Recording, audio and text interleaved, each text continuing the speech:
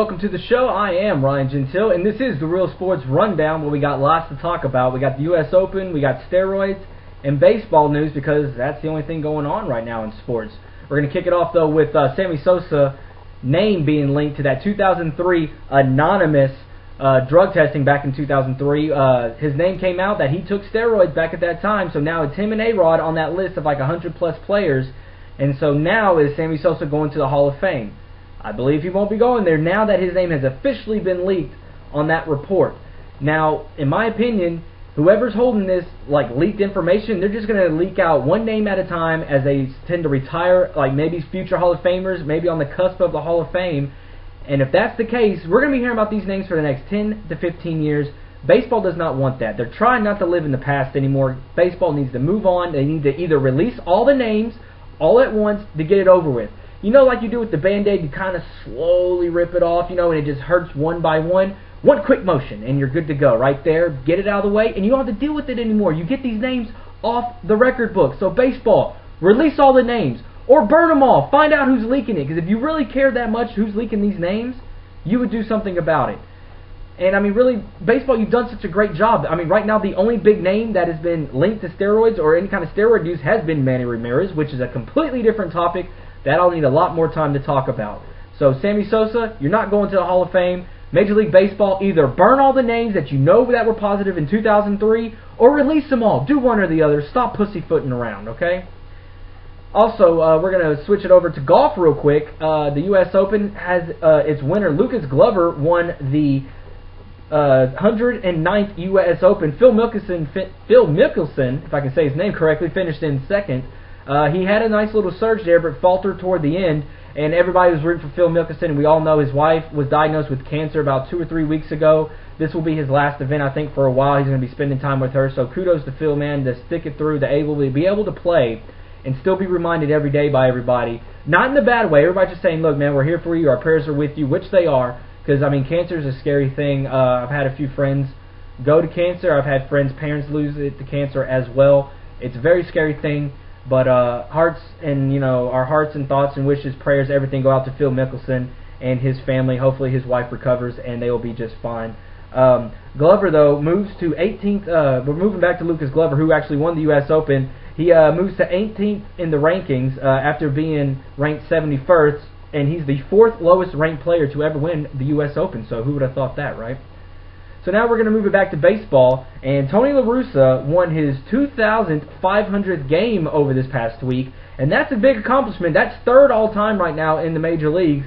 Number one is Connie Mack, back in like the early days of baseball. He coached for 53 seasons. He won 3,776 games.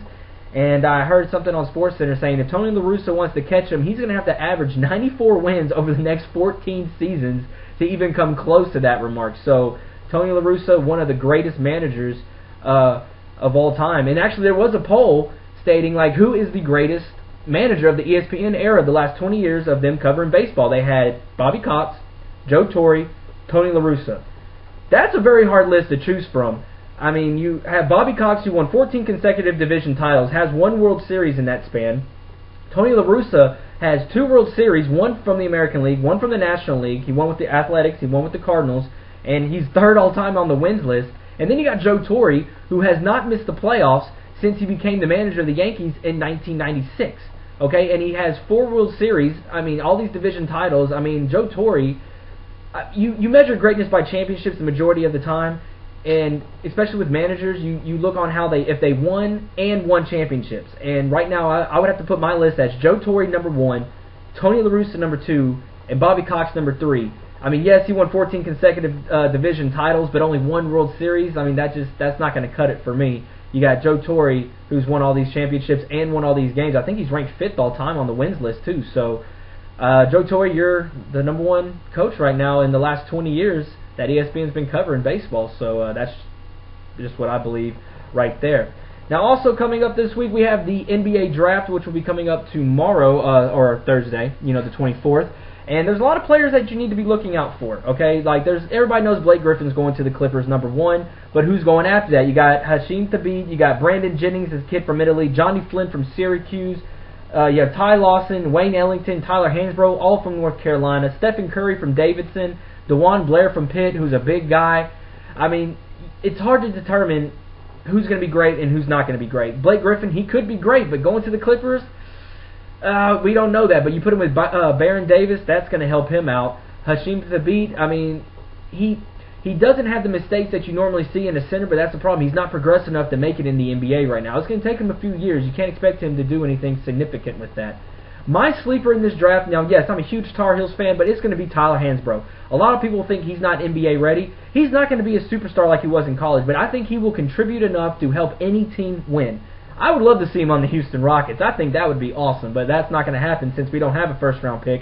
I think we have a late second-round pick, and Tyler Hansbrough is not going to go that deep into the draft. So, unfortunately, my dream of that coming true, not going to happen, unless we trade up, which we're not going to do. And speaking of trades, the San Antonio Spurs pulled off one of the biggest trades I heard about earlier today. They traded away Bruce Bowen and a couple other players to Milwaukee for Richard Jefferson. Watch out. San Antonio Spurs might actually be winning the NBA championship next year when you have Richard Jefferson, Tim Duncan, Ginobili, Parker. That's a great foursome right there. I mean, that's very, very interesting. And then also the Minnesota Timberwolves, they have 4 first-round draft picks. I believe they have number 5, 8, 12, and 28.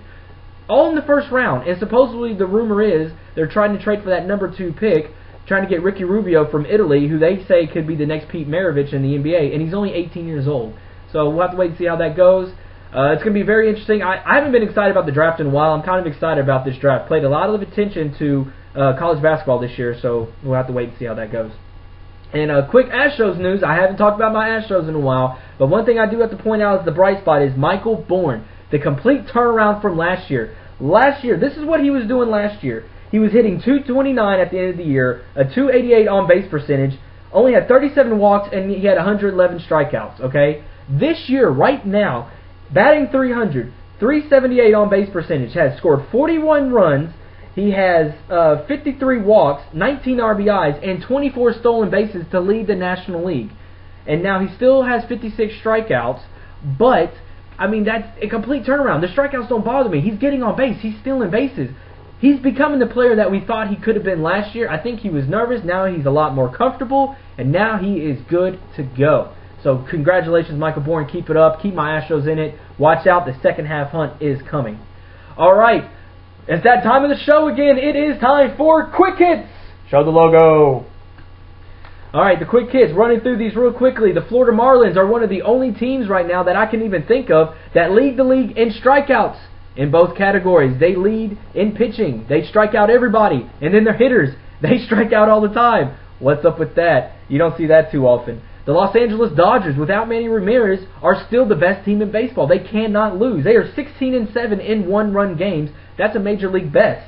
And they still have the Major League's best record. And then they have Manny Ramirez coming back in a week and a half.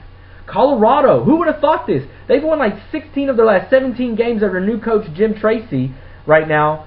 And they are still 9.5 behind the Dodgers in the division. But they are in the wild card race. We're not talking about wild card, though. That does not come into effect until August. That's when we talk about the wild card. And the Angels have crept away back up into the division race. The Rangers have been struggling as of late. So the Angels maybe picking up that second notch, starting to kick it into gear, and they might be taking that division crown. So Texas Rangers, watch out.